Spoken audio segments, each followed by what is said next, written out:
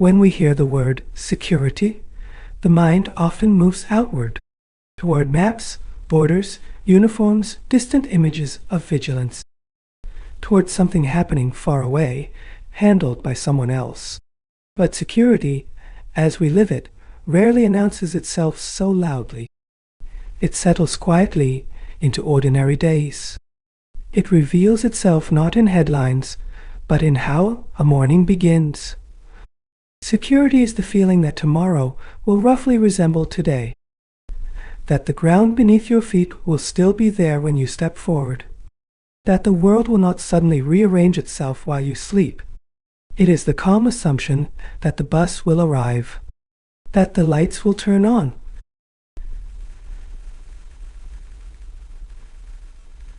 that familiar faces will remain familiar. Most of the time, we notice security only when it disappears, when routines fracture, when small certainties begin to wobble, one by one. A locked door that never needed locking before. A street that feels different after sunset. A hesitation where there was once ease. National security often arrives to us as breaking news. Urgent voices, flashing banners, warnings of danger beyond the horizon. It speaks the language of threat, defense, preparedness. And those things matter. But they live at a distance from the texture of daily life. They do not explain why a person feels uneasy walking home. They do not explain the quiet anxiety of unstable work, or the weight of not knowing whether promises will hold, or the exhaustion of navigating days without predictability. For most people, security is not experienced as protection from invasion. It is experienced as continuity, as the confidence that effort will not be wasted, that trust will not be punished. Security is knowing that if you speak, the ground will not collapse beneath your words, that if you plan, the future will not mock you for trying, that life, while imperfect, remains intelligible. When this kind of security weakens, it does not explode. It erodes, slowly, invisibly, like a shoreline retreating grain by grain. People adapt. They lower expectations. They grow cautious, then quieter. They stop assuming and start calculating. This is not panic. It is something subtler, a constant background alertness that never quite turns off. And it reshapes behavior. It changes how risks are taken, how trust is offered, how hope is expressed, long before it changes anything visible. So when we speak of security only as borders and threats, something essential is missed. We miss the inner landscape where safety is actually felt or withheld.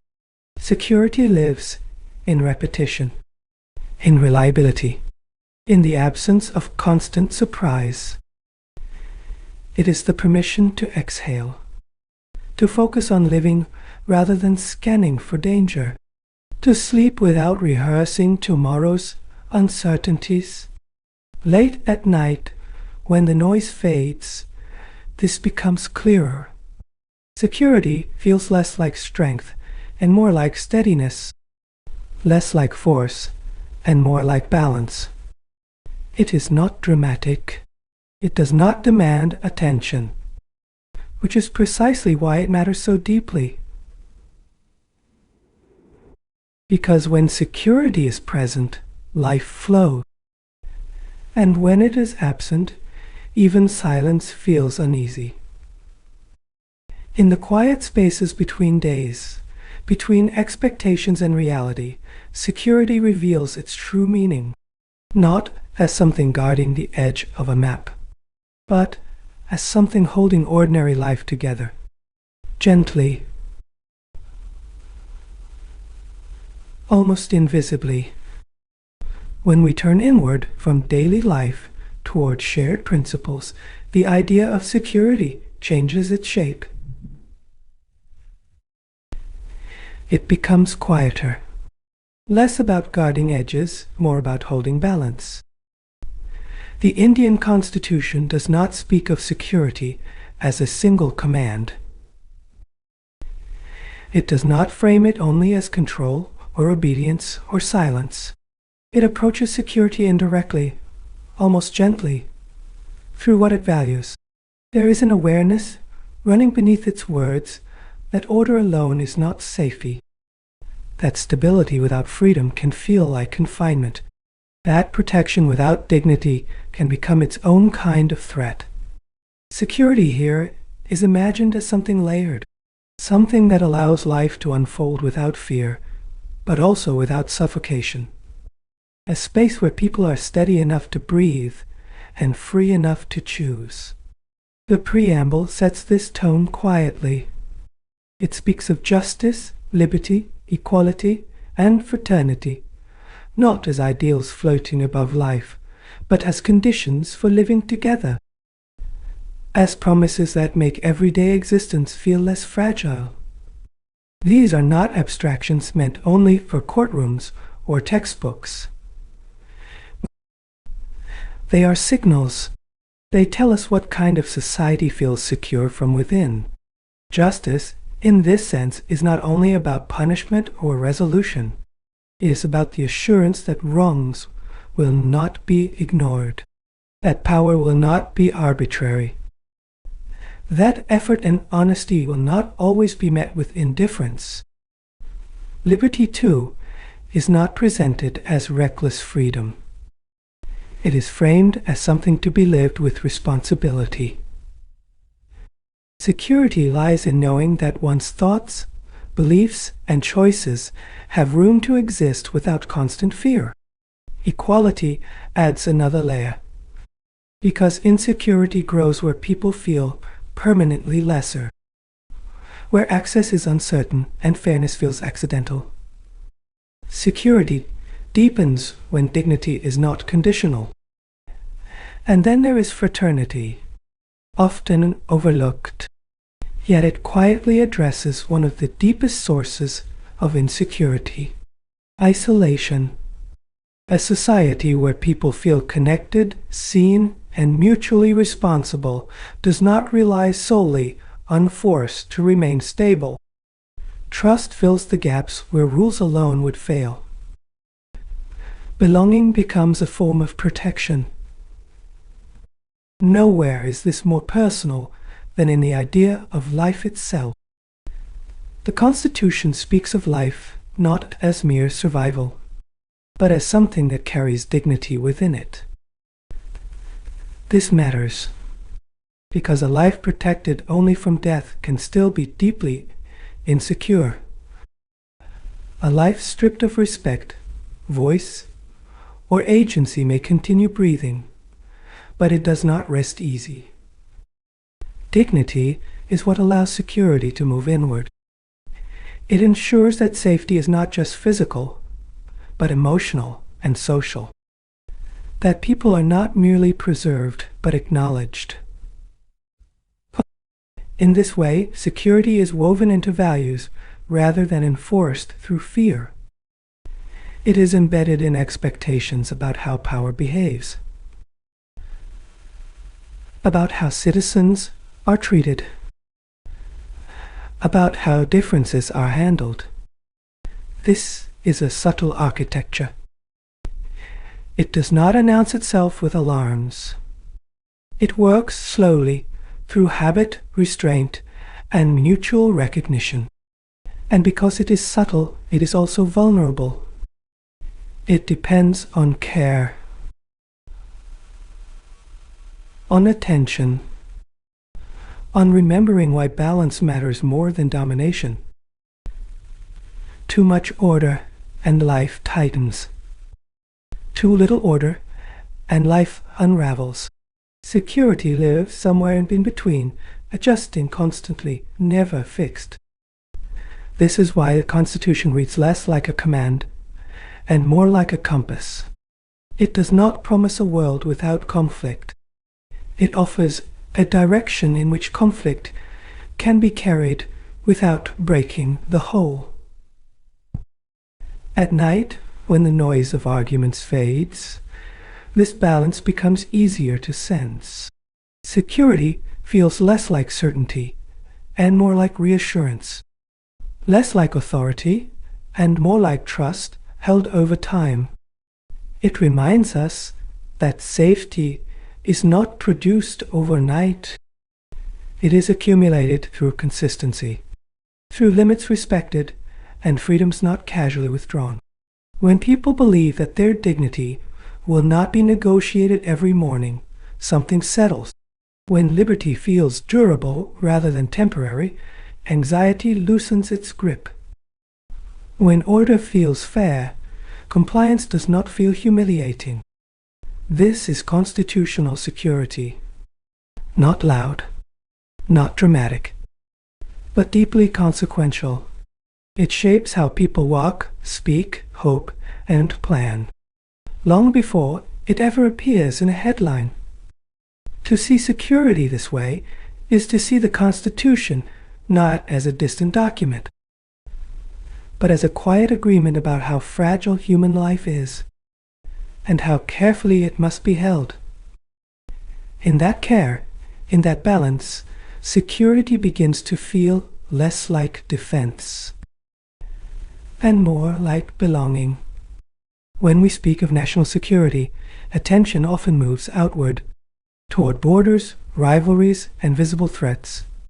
But there is another front, quieter and closer, that rarely makes noise until it is already strained. Internal security is not a single event. It is a condition, a steady background of relationships, expectations, and restraint that allows a society to hold together. It lives in how differences are carried without turning into danger, in how disagreement stops short of dehumanization, in how anger is expressed without tearing the social fabric apart. When this internal balance holds, a nation feels resilient. Shocks are absorbed. Tensions surface, but they do not spread uncontrollably. Life continues with a sense of shared ground. When it weakens, the signs are subtle at first. Mistrust grows quietly. Words become sharper. Silences become heavier. People begin to sort themselves mentally into groups. Us and them. Safe and unsafe. Belonging and exclusion. Communal tension does not announce itself as a security crisis. It begins as suspicion, as stories told with certainty but little empathy, as fear passed casually from one conversation to another. Insurgency does not begin with weapons. It begins with alienation, with the feeling that the system is distant, indifferent, or hostile.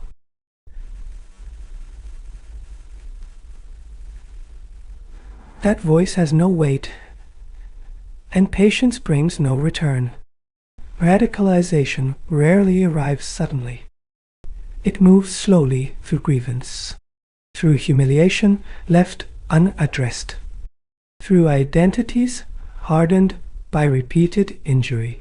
Law and order challenges, too, are often symptoms rather than causes.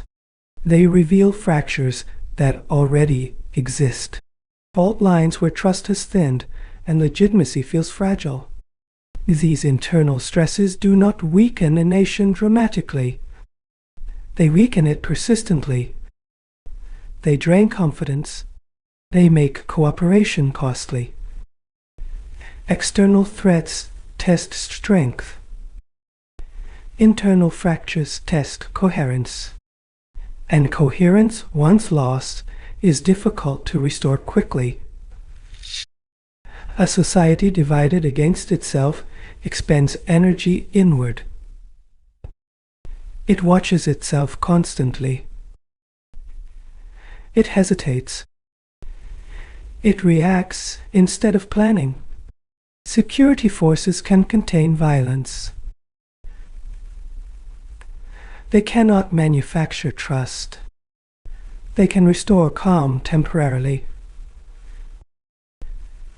They cannot repair broken social bonds on their own. Internal security depends on something more delicate. On everyday interactions that do not escalate. On disagreements that remain disagreements. On institutions that feel fair enough to be accepted, even when outcomes disappoint. When people believe the system is broadly just, frustration finds non-destructive outlets. When people believe the system is stacked, anger looks for shortcuts, and shortcuts, over time, become threats. This is why internal fractures are so dangerous. They hollow security from the inside. They make stability look intact while foundations weaken. A nation may appear peaceful on the surface. Yet beneath, conversations change. Trust becomes selective. Empathy becomes conditional. At that point, even small incidents carry disproportionate weight. Rumors travel faster than facts. Provocations find fertile ground. Fear spreads without needing instruction. Internal security is not the absence of conflict. Conflict is inevitable. It is the presence of mechanisms that prevent conflict from becoming existential. It is the shared belief that tomorrow is still worth investing in together. That coexistence, though imperfect, remains preferable to rupture. That restraint is not weakness, but wisdom. When cohesion weakens, even external threats gain power. They find openings. They amplify existing doubts.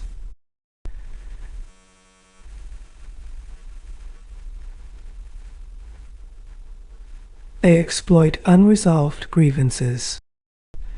A divided society is easier to unsettle, not because it lacks strength, but because it lacks trust in itself. Late at night, when slogans fade, this becomes clearer. Security feels less like surveillance and more like confidence, less like control and more like consent. It is the quiet understanding that difference does not equal danger. That disagreement does not require elimination. That belonging is not fragile enough to shatter under pressure. Internal security is built slowly, through fairness experienced repeatedly, through voices heard often enough to matter, through boundaries enforced without humiliation. It is maintained not by a constant assertion of authority, but by predictable restraint. By the sense that power will not be used casually. That force remains a last resort, not a first impulse. When this balance holds, a nation breathes easier. It argues, protests, negotiates, adapts. But it does not tear itself apart in the process. The unseen front of security is not glamorous. It offers no dramatic victories.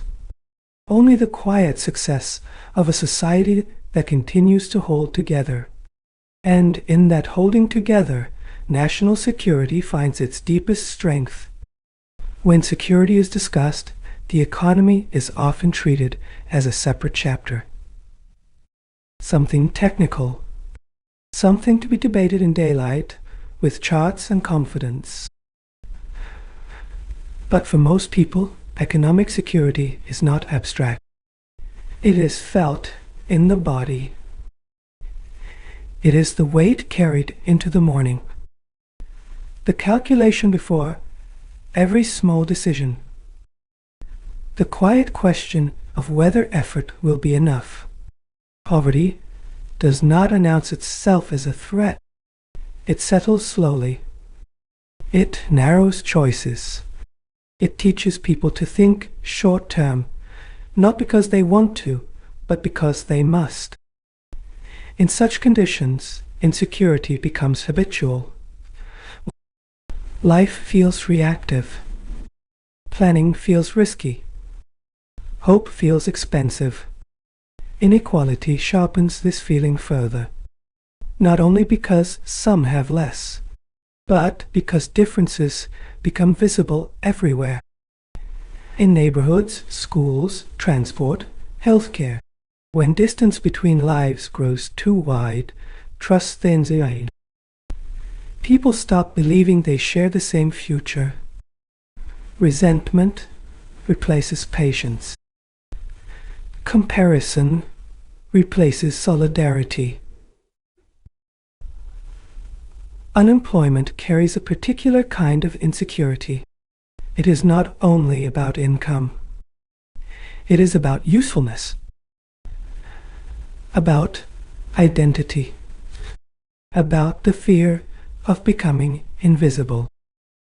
Work anchors people to society. It structures time. It offers dignity through contribution. When that anchor loosens, people drift. Migration, too, is often spoken of as movement. But it is also displacement. It is leaving behind certainty for survival. It is learning to be unfamiliar repeatedly. Cities absorb this movement. They grow dense with ambition and anxiety. Urban life promises opportunity, but demands endurance. Crowded transport, precarious housing, constant competition, noise that never truly fades. Urban stress does not explode. It accumulates. It shows up as impatience,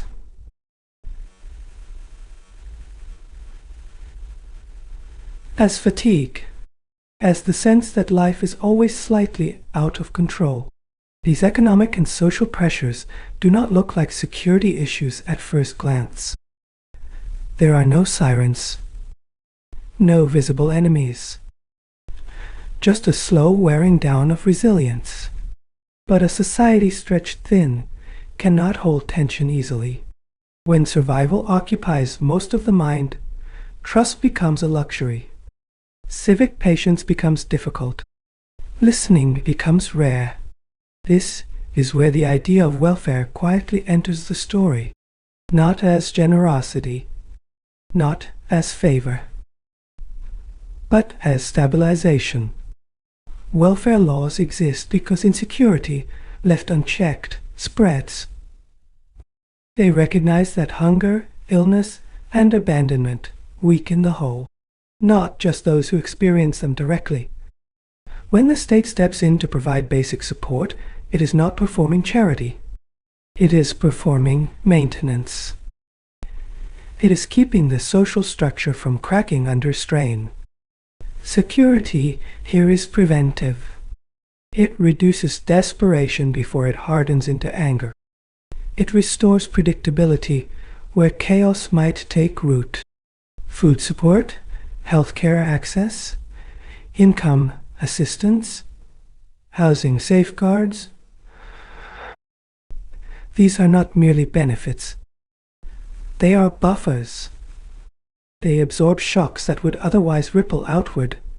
They allow people to recover without falling permanently behind. They keep setbacks from becoming collapses. This kind of security is often invisible when it works. Because crises are avoided. Because desperation is softened before it turns corrosive. But when it is absent, the effects are unmistakable. People withdraw. Communities fragment body. Risky choices become rational responses. Economic insecurity does not stay confined. It shapes behavior. It influences trust in systems. It alters how people relate to authority, law, and one another. A nation where large numbers feel economically expendable becomes unstable in quiet ways, not through rebellion alone, but through disengagement, through indifference, through the erosion of shared responsibility. Late at night, when ambition quiets, this reality becomes clearer. Security feels less like growth and more like footing, less like aspiration and more like assurance. It is the sense that falling will not mean disappearing, that illness will not mean abandonment, that effort will not always be met with indifference. This assurance changes how people act. It encourages patience. It allows risk-taking that is creative, not desperate. It makes cooperation possible. Economic and social security are not guarantees of happiness. They do not erase conflict, but they reduce fear. And fear, when left unchecked, distorts everything it touches. To see welfare as security is to see the state not as a benefactor, but as a stabilizer of shared life, holding the floor steady enough for people to stand. In that steadiness, national security gains a quieter, deeper strength. In recent years, insecurity has found a new terrain. Not land or sea or air, but the mind. Information moves faster than reflection. Messages arrive before meaning. Reactions form before understanding has time to settle. This constant flow changes how security feels. Threats no longer need to be physical to be effective. They only need to unsettle perception. Misinformation rarely arrives as obvious falsehood. It comes wrapped in familiarity, in emotion, in certainty that feels comforting at first. It travels through trust networks, friends, family, shared identities. By the time doubt appears, the feeling has already taken root. What is threatened here is not only truth, it is confidence. The ability to distinguish signal from noise, reality from performance. Social media intensifies this uncertainty. It keeps attention alert, but rarely at rest. Always scanning, always comparing. Anxiety becomes ambient, not tied to a single event, but sustained by constant exposure. People begin to feel watched, judged, measured against curated versions of others' lives. Psychological security weakens quietly. Self-worth becomes unstable. Outrage replaces curiosity. Silence feels risky. In such an environment, trust erodes. Not only trust in information, but trust in each other. Conversations harden. Nuance disappears. Disagreement feels personal. Cyber threats add another layer. Invisible breaches. Data stolen without touch. Systems disrupted without sound. The harm here is often delayed, discovered after damage is done, leaving behind a sense of vulnerability that lingers. It reminds people that even private spaces are not fully safe,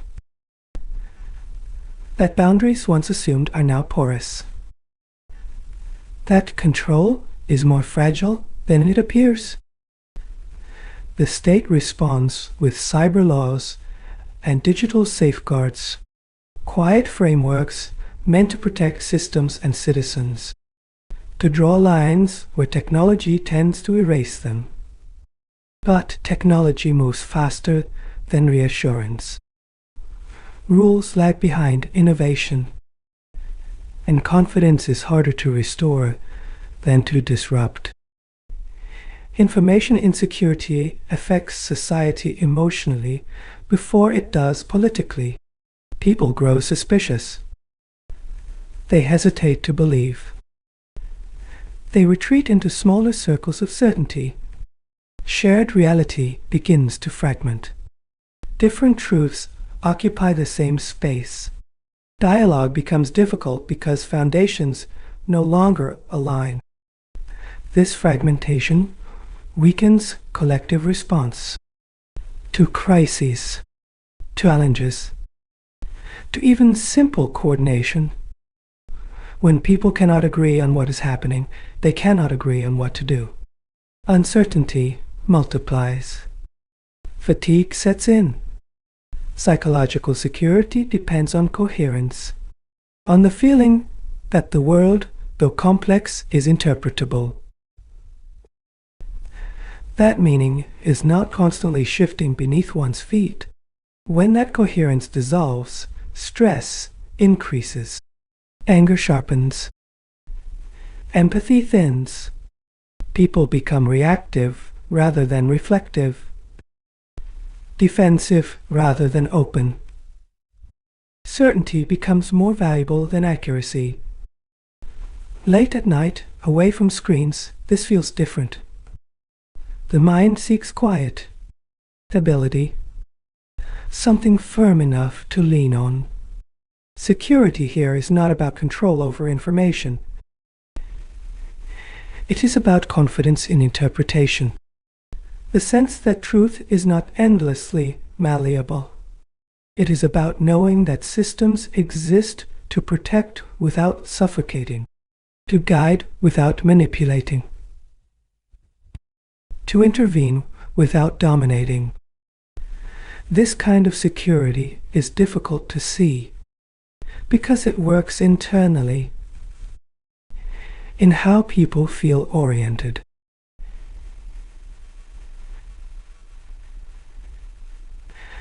In how they relate to uncertainty. When information environments feel stable, people argue better. They disagree without fear. They correct without hostility. When they feel unstable, every conversation feels like a contest. Every correction feels like an attack. Every pause feels suspicious. Psychological security is not the absence of doubt. It is the ability to hold doubt without panic, to question without collapsing. In the digital age, security must learn to protect not just territory, but attention, trust, and the fragile space where meaning forms. Because when minds feel secure, societies think clearly. And clarity, quietly, is its own form of defense. There are moments when security feels suddenly intimate, when it is no longer about distance or defense, but about breath, water, shelter, and care. Human security emerges most clearly in moments of vulnerability, when bodies, not borders, become the front line. When survival depends on systems we rarely notice in ordinary times. The memory of pandemic-like moments still lingers. Streets emptied, homes turned inward. Time slowed, but anxiety did not. Health became a shared concern in a way rarely experienced before. One person's illness was no longer private. It carried consequences outward, touching strangers. In those moments, security was not enforced. It was requested through restraint, through cooperation, through collective patience. Hospitals, caregivers, sanitation workers, quiet infrastructure suddenly visible, holding society together without spectacle. Health insecurity does not announce itself with hostility. It arrives as exhaustion, as fear of the unseen, as uncertainty about whether help will arrive in time. The environment tells a similar story, not through sudden collapse alone, but through gradual discomfort, heat that feels heavier each year, rains that no longer arrive gently, air that carries a faint strain with every breath. Environmental degradation rarely looks like an emergency at first. It looks like inconvenience, like adaptation, like something to endure. But slowly, endurance becomes vulnerability. Farms grow uncertain. Water sources retreat. Cities strain under temperatures they were not built for. Natural disasters punctuate this slow erosion. Floods, cyclones,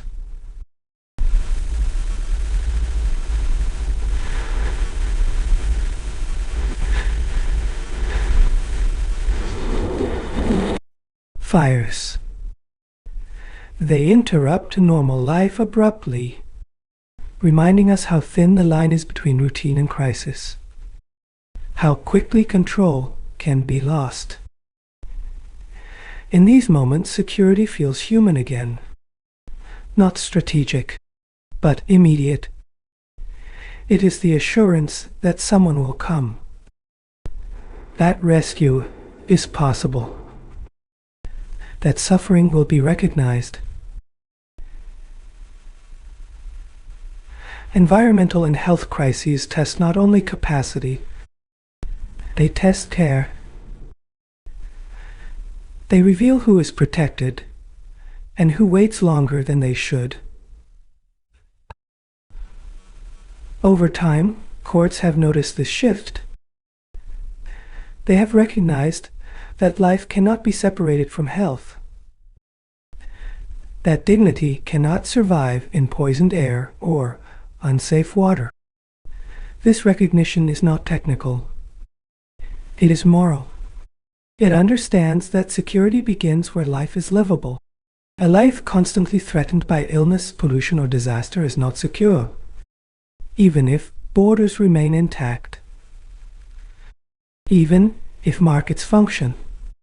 Human security reminds us that survival is shared, that vulnerability is not failure, that resilience grows through preparation and compassion, not denial.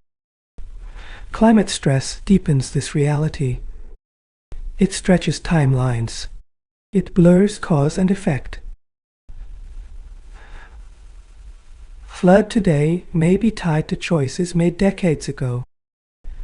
A heat wave tomorrow may be shaped by habits still unquestioned. This creates a new kind of insecurity, one that feels impersonal, yet deeply personal. Global in origin, local in impact. People sense this unease even without data, through disrupted seasons, through unfamiliar weather, through anxiety about what cannot be easily controlled. Psychologically, this erodes confidence. The future feels less predictable. Planning feels fragile. Yet, human security is not about eliminating risk. It is about reducing helplessness, about ensuring that when disruption comes, people are not abandoned. It is about knowing that health systems will hold, that warnings will be given, that recovery will not depend solely on luck. Late at night, these thoughts feel heavier, because the body understands fragility instinctively. It knows how easily comfort can dissolve. Security here feels less like defense and more like care extended over time. It is the quiet promise that life will be protected not just in principle, but in practice, through attention, through responsibility. Human security asks us to widen our idea of protection, to include the air we breathe, the water we drink, the systems that keep us alive without applause. And in that widening, security becomes not something imposed, but something nurtured, patiently, continuously. Security, as it is lived, often arrives through institutions we meet quietly, not in ceremonies, not in speeches, but in moments when something goes wrong and someone responds. The police officer who arrives when fear has already settled, the clerk who listens without dismissing, the official who answers a call that could have been ignored. These encounters shape how security is felt, more than policies, more than promises. Policing, at its most ordinary, is not about force. It is about presence, about the sense that help is reachable, that authority is nearby but not hostile. When people trust that a knock on the door will not make things worse, security deepens. When response is calm, rather than contemptuous, fear recedes. When discretion is exercised with care, dignity survives. Local administration works in similar ways, often unnoticed when it functions, deeply felt when it does not. A certificate issued without humiliation, a grievance acknowledged rather than deflected, a delay explained rather than ignored. These small acts do not make headlines, but they accumulate into confidence. They teach people whether the system sees them or merely processes them. Disaster response reveals institutions under pressure. When time compresses, when uncertainty is high, when suffering is visible. In these moments, behavior matters more than capacity alone. Clarity, compassion, the willingness to act without waiting for perfection. People remember who came first, who stayed longest, who spoke honestly. Security here is not about flawless execution. It is about effort that feels sincere, about not being left alone in confusion. Courts, too, play a quiet role in everyday security.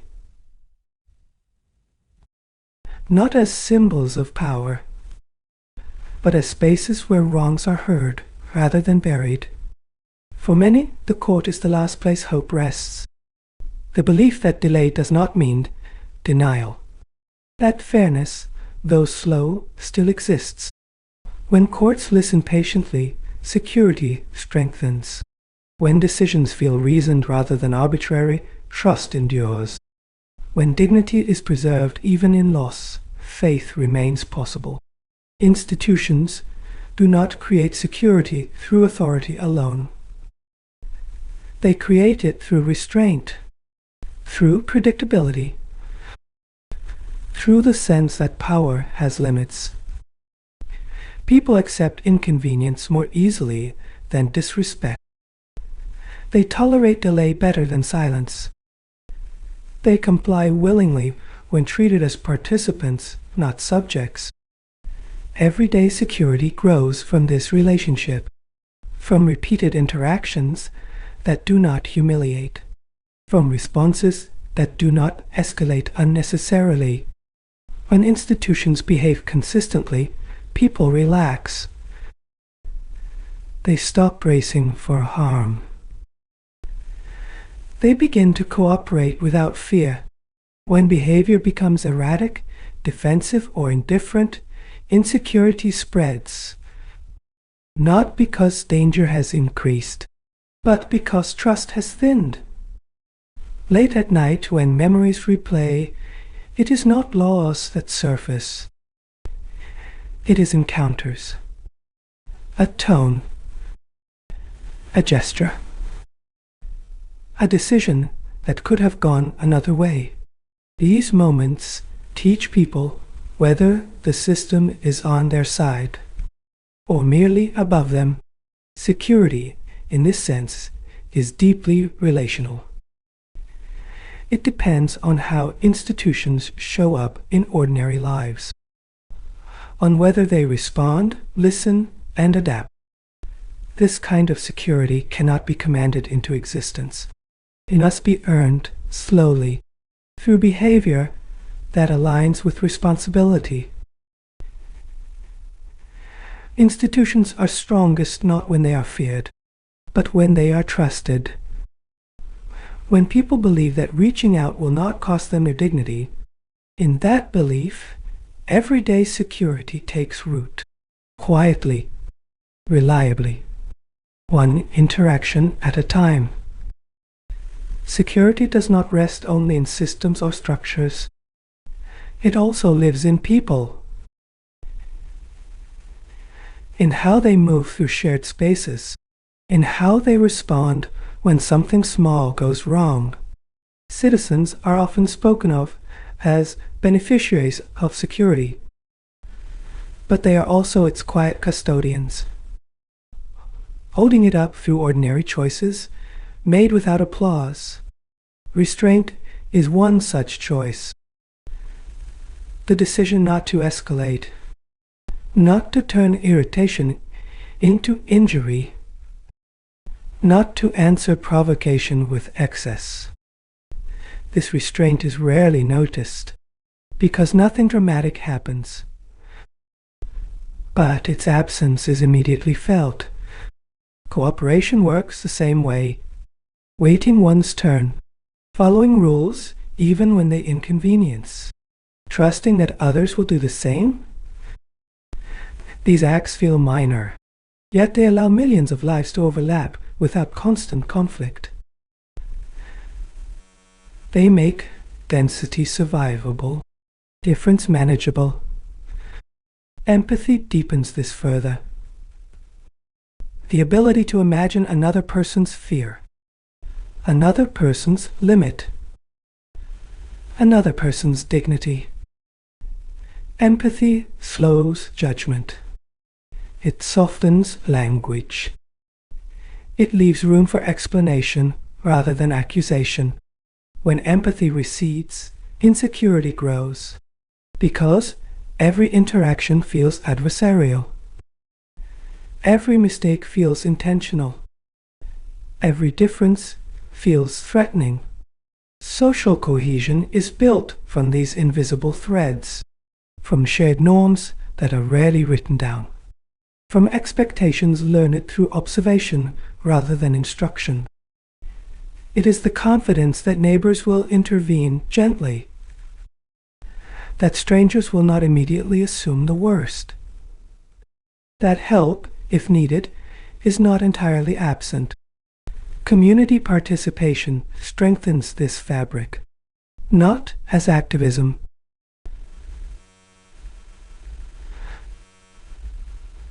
but as presence, knowing the rhythms of a place, recognizing familiar faces, understanding local vulnerabilities.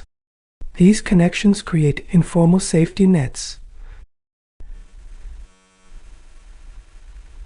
They catch problems early, before they harden into crises. When communities fragment, security becomes formal and brittle. Everything requires enforcement. Every interaction needs mediation. Trust is outsourced, then exhausted. But when cohesion holds, society self-corrects quietly. Conflicts resolve before escalating. Support arrives before desperation.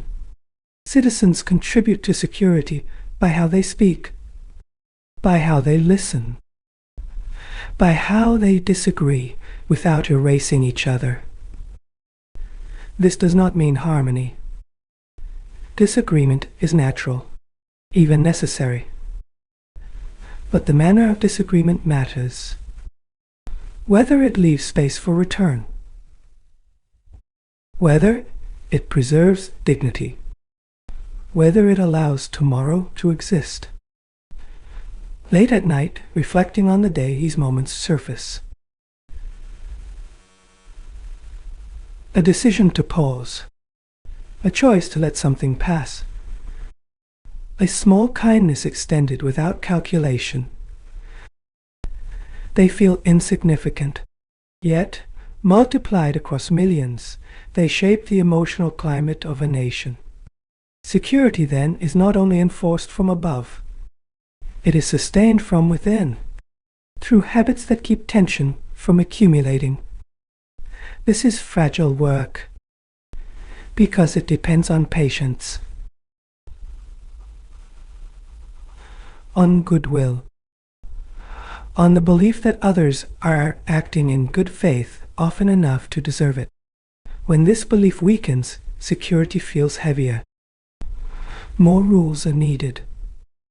More force is applied. Less trust is assumed. Citizens cannot replace institutions, but they can support or strain them. They can make systems easier to run or harder to sustain. Everyday behavior becomes a signal. It tells institutions whether society is holding together or quietly pulling apart. To see citizens as stakeholders in security is to recognize this shared burden, not as obligation, but as participation in a collective calm. In that calm, security endures, not loudly, but steadily, from one ordinary choice to the next. Security and freedom are often spoken of as opposites, as if one must retreat for the other to advance, as if safety demands silence and liberty invites risk. But lived experience is more complex, because freedom without security can feel exposed, and security without freedom can feel suffocating.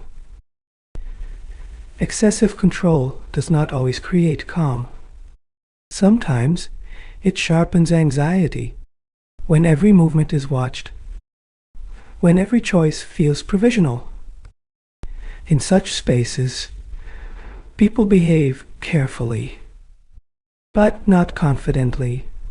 They comply, but they do not trust. And without trust, security becomes brittle. Fear can be produced in the name of protection, when restraint is replaced by suspicion, when surveillance replaces conversation, when prevention feels like punishment in advance. Judicial spaces have long sensed this tension. They have tried to walk a careful line between protecting the public and protecting the person. Preventive measures exist to avert harm before it erupts. Surveillance exists to detect danger before it spreads. But these tools carry weight. Used sparingly, they reassure. Used excessively, they unsettle. Because people begin to feel unsafe in their own compliance. Security is meant to reduce fear, not relocate it. From external threats to internal unease. Freedom in this balance is not disorder. It is breathing space. The assurance that life is not permanently on probation. Courts have often recognized this quietly, that rights are not obstacles to security, but conditions for its legitimacy. When limits are imposed with care, they are accepted. When they are imposed without explanation, they are resisted inwardly, even if outwardly obeyed. The goal is not perfect safety. Such a thing does not exist. The goal is reasonable assurance. An environment where people feel protected but not diminished, watched over but not watched constantly, guided but not controlled at every step. Late at night, this distinction feels important because the body responds to pressure instinctively.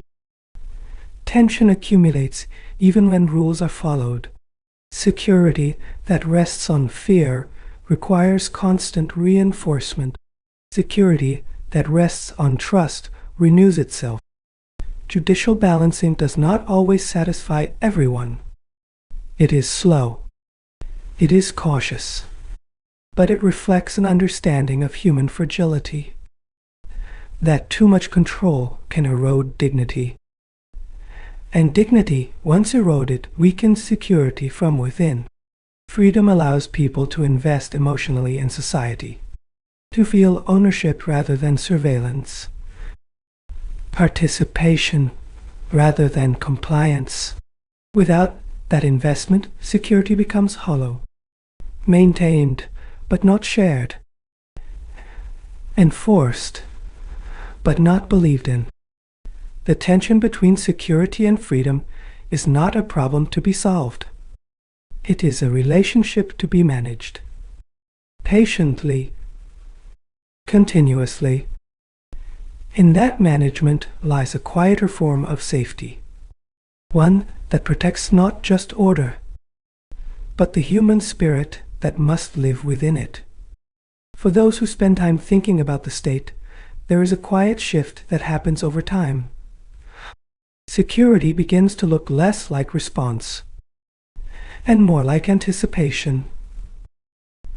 Not anticipation in the sense of fear, but in the sense of attention, of noticing early signs, of understanding how small neglects grow into larger strains. Much insecurity is not sudden. It is cumulative, built from delays that felt harmless, from exclusions that felt temporary, from silences that felt convenient. Reaction arrives after damage has already been done, after trust has thinned, after resentment has settled. Anticipation, by contrast, works invisibly. It listens before voices harden. It corrects before habits become grievances. It acts before distance becomes alienation. Inclusive governance is not a slogan. It is a posture, a way of seeing people as participants rather than problems, as partners in stability rather than risks to be managed. When administration feels fair, security deepens without effort. People comply because they understand. They cooperate because they feel seen. They endure inconvenience because it feels shared.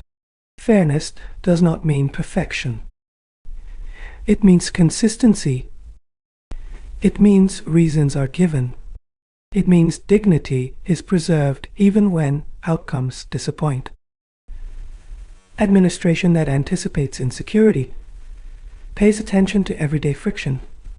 Long queues, unanswered petitions, repeated misunderstandings. These are not minor irritants. They are signals, early warnings of fatigue and frustration.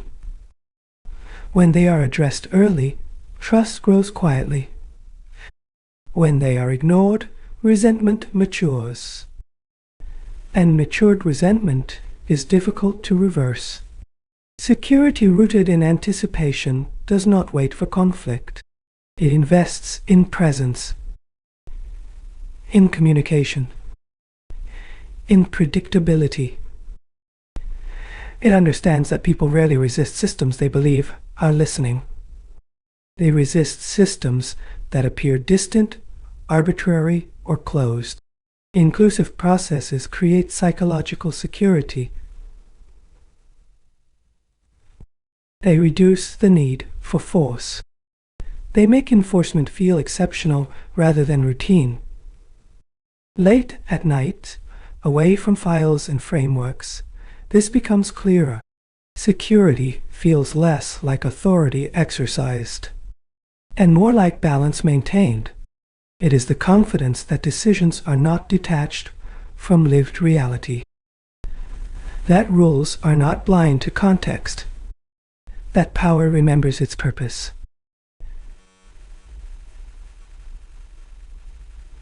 Anticipatory security also requires humility, the willingness to revise, to admit error, to adapt without defensiveness. Rigid systems fracture under pressure. Responsive systems absorb strain. They bend without breaking. This is not weakness. It is resilience. When governance is experienced as inclusive, people invest emotionally. They protect the system because it feels partly theirs. They defend stability because it protects them in return. In such environments, insecurity has less room to grow.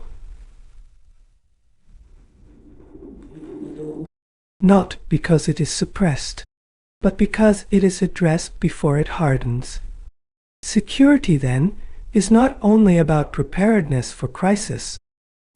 It is about care taken in calm moments, attention paid when nothing seems urgent.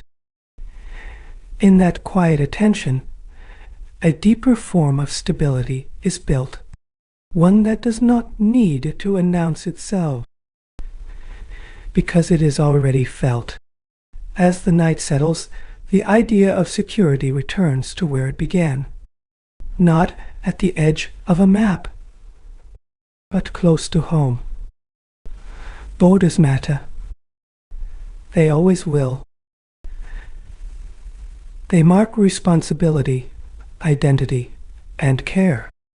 They remind us that protection has shape and limit. But security does not stop there. It continues inward, into streets, into systems, into the quiet expectations people carry through their days. It lives in trust that is not constantly tested, in fairness that does not need explanation every time.